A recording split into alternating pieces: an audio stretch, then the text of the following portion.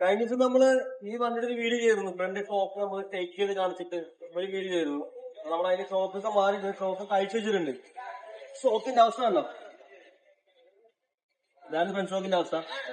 അതുപോലെ തന്നെ ബാക്കിലെ ഷോപ്പ് മാറുന്നുണ്ട്. 4 ഷോപ്പ് പോക്കാനുണ്ട്. അതുപോലെ സ്റ്റീറിംഗ് ബോക്സ് മാറിയിട്ടുണ്ട്. കണ്ടോ?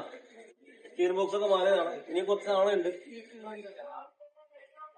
ഇതാണ് ഇഞ്ചിമോളിന്റെ പഴയതിന്റെ അവസ്ഥ. ഇതാണ് പുതിയത്. അപ്പൊ എല്ലാവരും വെച്ചിട്ടുണ്ട്. ലോറാമ് പ്രസ് ചെയ്യാൻ വേണ്ടി എത്തി കൊടുത്തേക്കാണ്. ഇതാണ് പുതിയ മൗണ്ട് കേട്ടാ. ഇങ്ങനെ ഇരിക്കുന്ന മൗണ്ട് ആട്ടോ ഈ 2 പീസായിട്ട് ഈ കിടക്കുന്നത് കേട്ടാ.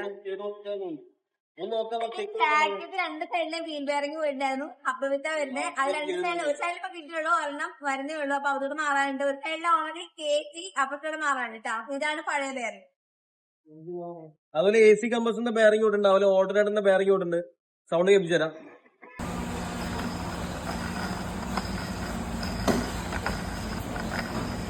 അതുപോലെ തന്നെ ഇതിന്റെ ഓൾട്ടർനേറ്ററിന്റെ ബെയറിംഗ് ഒക്കെ പോയിട്ടുണ്ട്. ഓൾട്ടർനേറ്ററിന്റെ ബെയറിംഗ് അതിപ്പോ അയച്ച് റിപ്പയർ ചെയ്തോണ്ടിരിക്കുകയാണ്. അതേ മൊത്തം നമുക്ക് എന്തൊക്കെ പോട്ടെങ്കിൽ സ്റ്റീറിംഗ് ബോക്സ് പോയിട്ടുണ്ട്. ഷോക്ക് ഫ്രണ്ടും ബാക്കും ഷോക്ക്, വീൽ ബെയറിംഗ്, പിന്നെ എ സി കംപ്രസറിന്റെ ഓൾട്ടർനേറ്ററിന്റെ ബെയറിംഗ്, മൗണ്ട്. അതിന് നമ്മൾ എ സി കംപ്രസറിന്റെ ബെയറിംഗ് മാത്രമേ പറഞ്ഞേട്ടാ. കംപ്രസർ അസംബ്ലിയൊന്നുമല്ല. എ സി കംപ്രസറിന്റെ ബെയറിംഗ് അതിന് ഓൾട്ടർനേറ്ററിന്റെ ബെയറിംഗ് മാത്രം നമുക്ക് മാറ്റാൻ പറ്റൂട്ടാ. അപ്പൊ അതുപോലെ തന്നെ നമ്മുടെ ഈ ഷോക്കിന്റെയും ഈ ബെൻഡോയുടെ ഷോക്കിന്റെ അതുപോലെ സ്വിഫ്റ്റ് അല്ലെങ്കിൽ അതർ ബ്രാൻഡ് ഷോക്കായിട്ടൊന്നും വലിയ റേറ്റ് വ്യത്യാസങ്ങളൊന്നുമില്ല. ഇപ്പൊ ഒരു റേറ്റ് തന്നെയാണ്. അതുപോലെ സ്റ്റീർ ബോക്സിന്റെ റേറ്റ് ഒക്കെ ഏകദേശം ഒരു റേറ്റ് തന്നെയാണ്. വലിയ ബോക്സ് വേണം ആയതുകൊണ്ട് റേറ്റ് കൂടുതൽ അങ്ങനെയൊന്നുമില്ല. സബ്സ്ക്രിപ്ഷൻ പാർട്സ് ഒക്കെ ഏകദേശം എല്ലാം മറ്റുള്ള ബ്രാൻഡിന് തടിച്ചു നോക്കുമ്പോൾ ഏകദേശം ഒരു റേറ്റ് തന്നെയാണ്. റേറ്റ് കൂടുതലൊന്നും പറയാനില്ലാത്ത. ഇതിപ്പോ നമുക്ക് ടോട്ടൽ എല്ലാം കൂടെ ഒരു 50,000 റേഞ്ചിലുള്ള വർക്കുണ്ടോ എന്നുവെച്ചാല് സ്റ്റീറിംഗ് ബോക്സ് മാറണം. അതുപോലെ തന്നെ സ്റ്റീറിംഗ് ബോക്സ് ആദ്യം പിന്നെ നമ്മുടെ പ്ലേ ആണ്. അത് നമുക്ക് റിപ്പയർ ചെയ്യാൻ പറ്റില്ല. എന്താ ചേഞ്ച് ചെയ്യാൻ വേറെ വഴിയൊന്നുമില്ല. ആ ചേഞ്ച് റിപ്പയർ ചെയ്താൽ തന്നെ കുറച്ച് പിന്നെ സൗണ്ട് വരും. അതുകൊണ്ട് അത് മാറ്റിയാണ് നമ്മൾ. അതുപോലെ വീട്ടിലൊരു പൈപ്പ് ഉണ്ടാകും, അത് മാറണം. ഓൾട്ടർനേറ്റർ പണിയണം, എ സി കമ്പസർ പണിയണം, അതുപോലെ സബ്സ്ക്രിപ്ഷൻ ഫുള്ള് പണിയണം. അങ്ങനെ കുറെ പണിയുണ്ട്. എല്ലാം കൂടി 19,000 വർക്ക് തീരുമ്പോ നമ്മളിപ്പോ ഈ കേറ്റാണെന്നുണ്ടെങ്കിൽ ഷോക്ക് റീസെറ്റ് ചെയ്യാനുണ്ട്, വീൽ ബെയറിംഗ് പറഞ്ഞ സെറ്റ് ചെയ്യാനുണ്ട്, മൗണ്ട് സെറ്റ് ചെയ്യാനുണ്ട്. ബാക്കിയുള്ള ഏകദേശം എല്ലാവർക്കും കഴിഞ്ഞതാണ്.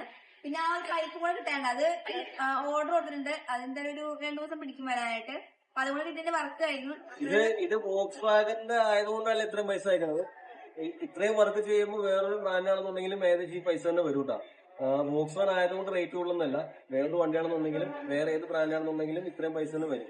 ഇതിപ്പോ കുറെ കാലമായിട്ട് വർക്കൊന്നും ചെയ്യാതിരുന്ന വണ്ടിയാണ്. അതുകൊണ്ടാണ് ഇത്രയും സാധനങ്ങൾ പോയത്. ഇതിപ്പോ ഏത് വണ്ടിയാണെങ്കിലും കുറെ കാലം യൂസ് ചെയ്യാണ്ട് ഇത്രയും പണി എന്തായാലും വരും.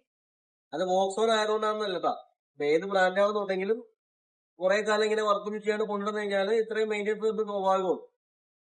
അപ്പൊ ഇന്നത്തെ വീഡിയോയിൽ ഇത്രയൊക്കെയാണ് കാര്യങ്ങള്. അപ്പൊ ഇനി അടുത്ത വീഡിയോ കാണുന്നവരെ എല്ലാവർക്കും ബൈ.